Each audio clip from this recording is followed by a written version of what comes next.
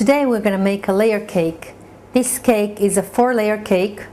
It has the cake itself is a sponge cake, a white sponge cake, very tasty.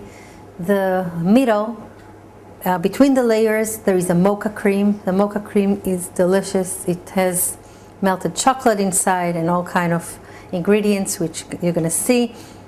Doesn't take too much to make, but it's a very tasty cream to put in between. And then after we finish layering it and putting the cream in between, we cover it with a whipped cream.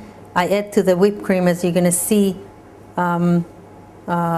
pudding, vanilla pudding powder, which makes the flavor nicer.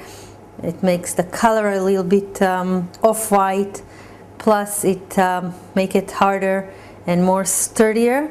And then, as you see here, we decorate it with rounded nuts.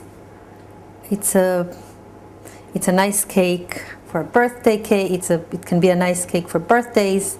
Very tasty. Kids would love it, I'm sure, plus the adults. So let's go and see how to make it.